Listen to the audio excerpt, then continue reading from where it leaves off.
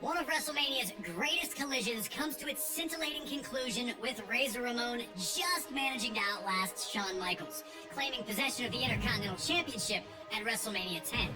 The latter match would open the door for future classics, like the TLC and Money in the Bank matches as well, forever sealing its place in WrestleMania lore. Our next match is another legendary moment that will live forever, as we head to WrestleMania 13. Rosemont, Illinois would play host to the most important night on the sports entertainment calendar. And on this night, a match that is the literal definition of an all-time classic unfolded. Bret Hart had been the face of WWE's new generation for years, proudly defending the WWE Championship against all comers and defending WWE's honor against its most heinous villains. After losing the WWE Championship to Shawn Michaels in WrestleMania 12's Iron Man match, the Hitman took some time off to consider his future options.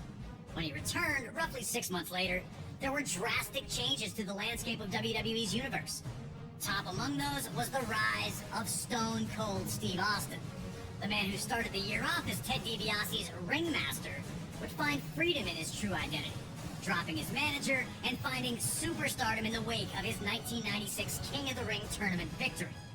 Austin 316 says I just whipped your ass! WWE was trying to find its attitude, but the seeds of change were being planted in the fans who had rallied around Austin.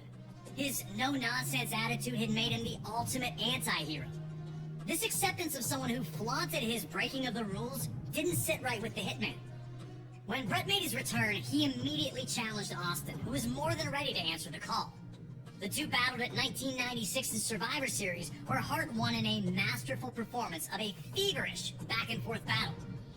The loss only made Austin angrier, creating a single focus for him: to ruin Bret Hart's career. He'd eliminate Hart from the 1997 Royal Rumble match after officials missed Hart first eliminate Austin. The night after Hart captured the WWE Championship at Final Four, Austin would interfere in Hart's first defense on Raw, ending the reign before it could even get started. WWE officials would pit the rivals against each other in a no disqualification submission match. The loser would be forced to admit they were defeated by the better combatant. To make sure that order would be maintained, a special referee was assigned: the world's most dangerous man and former MMA champion, Ken Shamrock. And while Hart had the edge in submission wrestling, Austin was no slouch in that department. And he also had one other thing going for him: his promise to the world that he would never in a million years give up. Once the match started, these two unleashed months of hatred on one another. We were lucky enough to talk to the rattlesnake himself, Stone Cold Steve Austin, to get his thoughts on this classic encounter. A lot of people think that the WrestleMania 13 match between myself and Bret the Hitman Hart is one of the best of all time. Certainly one of the best in all of WrestleMania. To me, it's a very special match because everything happened so magically, and specifically WrestleMania 13 cemented the legacy of who and what Stone Cold Steve Austin was. From start to finish, we started it off, we brawled out, we came back into the ring, we brought various factors from around the ring into the ring to use against each other. Some of the stuff backfired on me. It was full of chills, thrills, and spills. I gotta call a spade a spade. I mean, it is my favorite all-time match, and I've been to some classics. Always an honor to get to pick the brain of one of WWE's top-level legends. Thank you again to Stone Cold for talking with us about WrestleMania 13. Now it's on you to try and find a way to take out WWE's toughest SOB. Remember, there are no disqualifications, so use whatever you can, and maybe you'll find a way to get him to surrender. I just wouldn't recommend messing with the referee. Shamrock's ankle lock is nasty.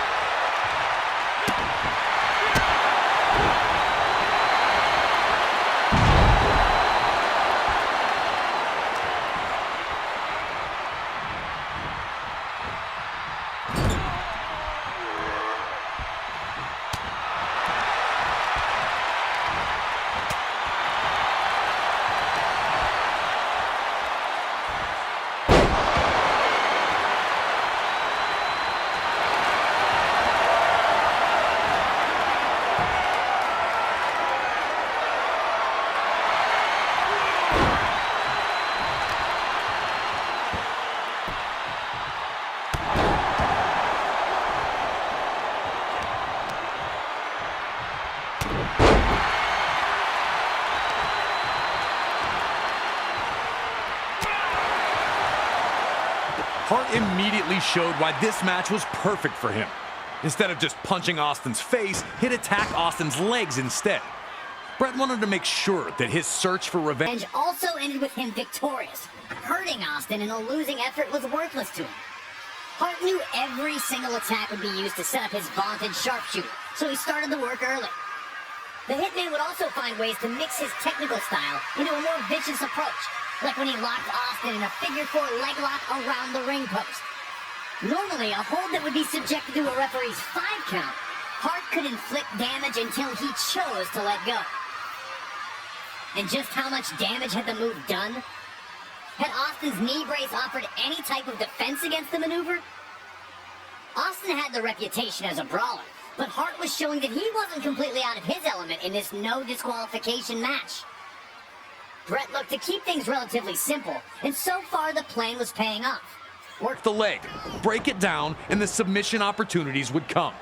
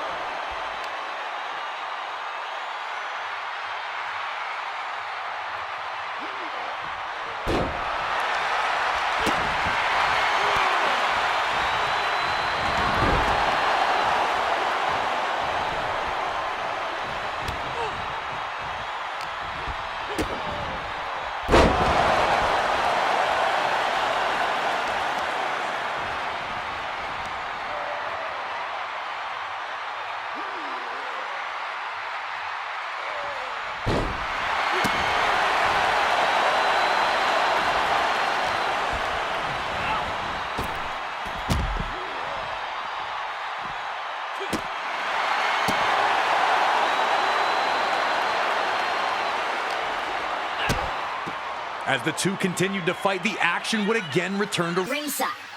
A strong Irish whip from Hart sent Austin flying into the guardrail by the timekeeper. Hart stayed on the attack, looking to maintain control under any circumstances. Unfortunately for Austin, a huge cut had been opened up on his head. And seeing the red on Austin brought out a whole new level of ferocity for the Hitman.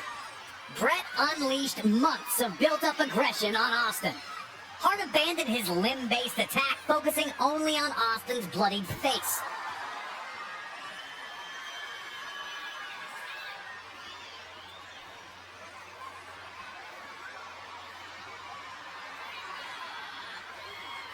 Austin looked to be in very, very bad shape now, all from an innocent Irish whip. It was now Austin's time to prove that he was everything that he said he was. Did Austin have the fight in him to keep going? Would he look for a way out now that Hart had him badly hurt?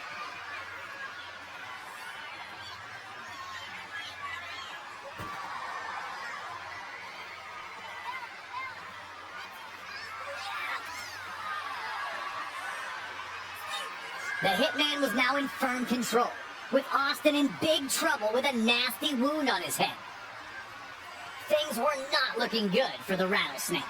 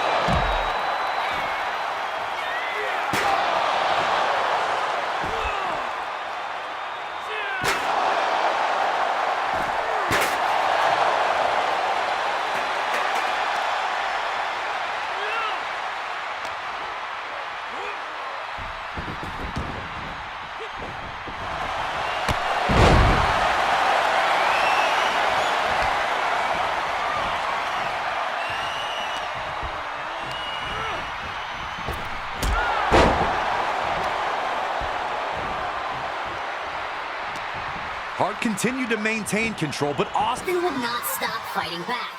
Desperate, Austin found an opening, tossing Hart to the apron. Austin would then reveal the lengths he was willing to go to, grabbing an extension cord at ringside. I still can't believe that Ken Shamrock checked to see if Hart gave up instead of trying to break him free.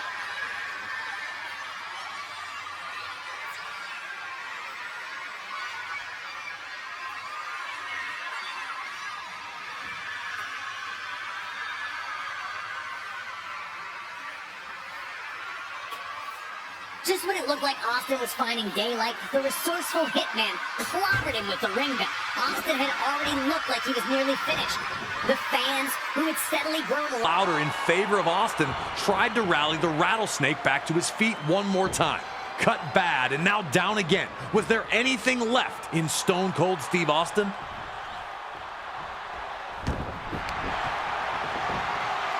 When Hart locked in the sharpshooter, you could see two clear reactions. One group was loudly cheering, sure that the hitman had done what he needed to do, and that victory was coming. The other group sat with a mixture of disappointment and hope on their faces. Austin was in trouble, of course, but there's no way Stone Cold was going to give up, right?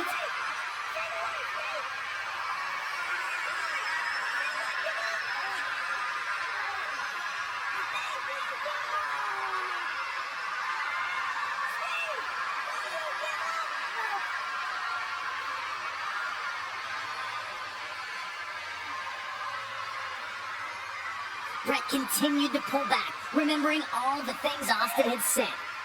Remembering his unfair ouster at the Royal Rumble. Remembering Austin costing him the WWE Championship. And Stone Cold kept fighting. Austin refused to give up, refused to lose to someone for whom he held so much disdain. Now it was the Bret fans who looked worried, and the Austin fans who began cheering, hoping to will their guy to one last incredible act. Bret pulled back, and Austin pushed forward, taking every last bit inside of him to try and fight his way out of the sharpshooter. But on this evening, it wasn't to be. Bret nearly toppled over, but managed to rebalance and reapply the hold. Austin, in one of WWE's most memorable visuals, would struggle one last time to find an escape before collapsing unconscious.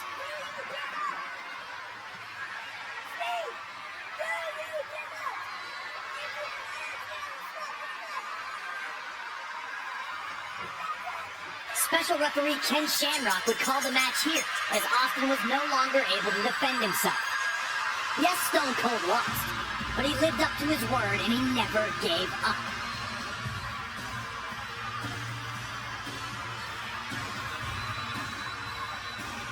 As a result of Stone Cold Steve Austin losing consciousness, the winner of this bout, Bret Hitman Hart!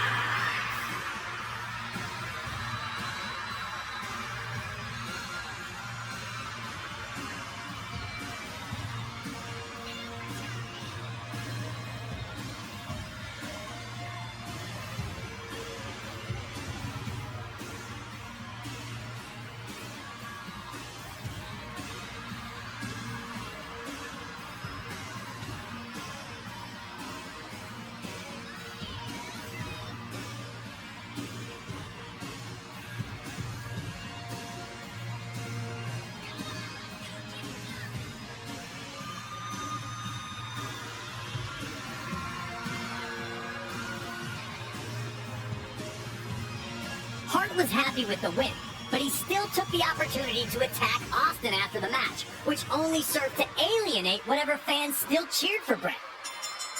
Even in victory, Hart refused to be the better man, which was disappointing to the millions who had supported him.